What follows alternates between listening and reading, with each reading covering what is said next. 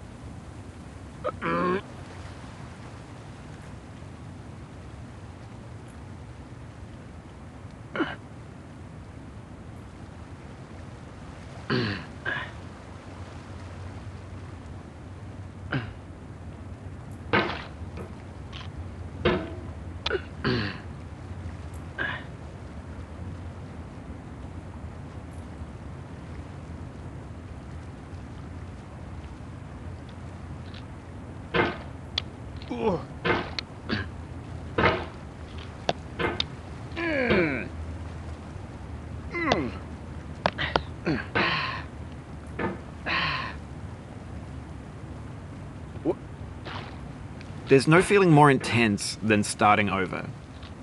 If you deleted your homework the day before it was due, as I have, or if you left your wallet at home and you have to go back after spending an hour in the commute. If you won some money at the casino and then put all your winnings on red but it came up black. If you got your best shirt dry cleaned before a wedding and then immediately dropped food on it. If you won an argument with a friend and then later discovered that they just returned to their original view. Starting over is harder than starting up. If you're not ready for that, like if you've already had a bad day, then what you're about to go through might be too much. Feel free to go away and come back. I'll be here. Alright, thanks for coming with me on this trip. I'll understand if you have to take a break at any point. Just find a safe place to stop and quit the game. And don't worry, I'll save your progress, always, even your mistakes. This game is a homage to a free game that came out in 2002, titled Sexy Hiking. The author of that game was Jazuo, a mysterious Czech designer who was known at the time as the father of B games. And B games are rough assemblages of found objects. Designers slap them together very quickly and freely, and they're often too rough and unfriendly to gain much of a following. They're built more for the joy of building them than as polished products. In a certain way, Sexy Hiking is the perfect embodiment of a B game. It's built almost entirely out of found and recycled parts, and it's one of the most unusual and unfriendly games of its time. In it, your task is simply to drag yourself up a mountain with a hammer. And that act of climbing, in the digital world or in real life, has certain essential properties that give the game its flavor. No amount of forward progress is guaranteed. Some cliffs are too sheer or too slippery. And the player is constantly, unremittingly in danger of falling and losing everything. Anyway, when you start Sexy Hiking, you're standing next to this dead tree that blocks the way to the entire rest of the game. It might take you an hour to get over that tree, and a lot of people never got past it. You prod and you poke at it, exploring the limits of your reach and your strength, trying to find a way up and over. And there's a sense of truth in that lack of compromise. Most obstacles in video game worlds are fake. You can be completely confident in your ability to get through them once you have the correct method or the correct equipment or just by spending enough time. In that sense, every pixelated obstacle in Sexy Hiking is real. The obstacles in Sexy Hiking are unyielding, and that makes the game uniquely frustrating. But I'm not sure Jazuo intended to make a frustrating game. The frustration is just essential to the act of climbing, and it's authentic to the process of building a game about climbing. A funny thing happened to me as I was building this mountain. I'd have an idea for a new obstacle, and I'd build it, test it, and it would usually turn out to be unreasonably hard. But I couldn't bring myself to make it easier. It already felt like my inability to get past the new obstacle was my fault, as a player rather than as a builder. Imaginary mountains build themselves from our efforts to climb them, and it's our repeated attempts to reach the summit that turns those mountains into something real. When you're building a video game world, you're building with ideas, and that can be like working with quickset cement. You mold your ideas into a certain shape that can be played with, and in the process of playing with them, they begin to harden and set until they're immutable, like rock. And at that point, you can't change the world. Not without breaking it into pieces and starting fresh with new ideas.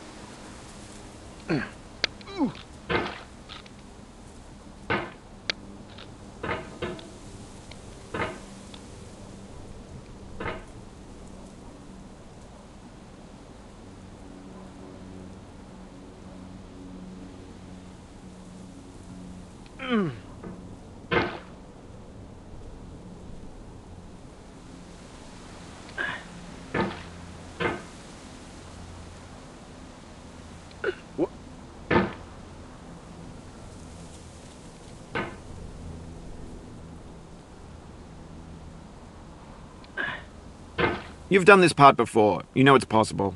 Just do what you did the first time.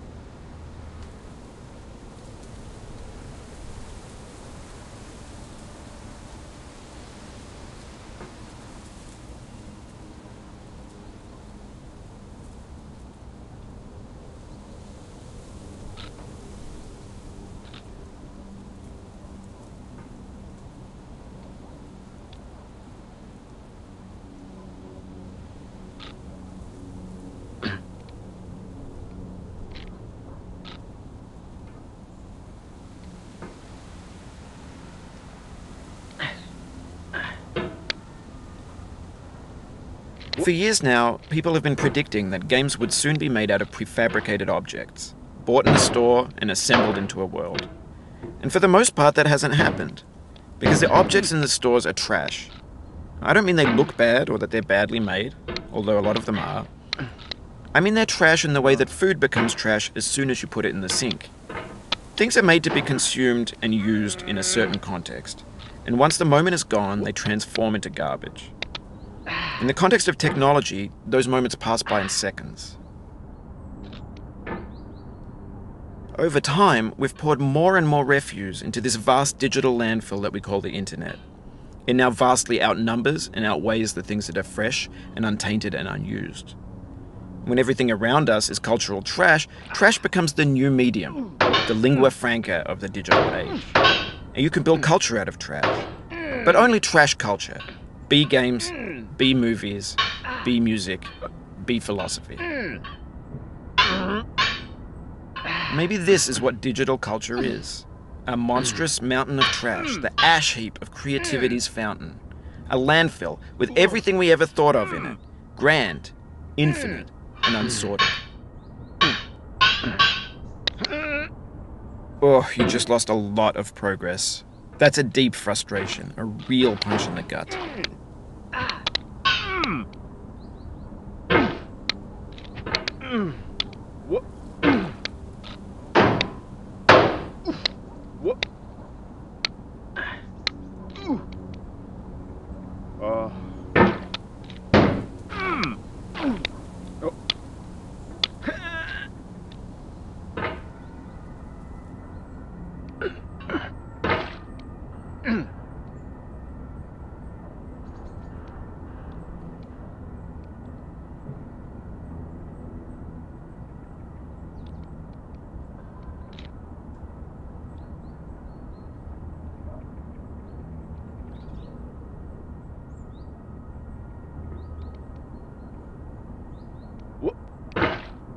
Oof, sorry about that.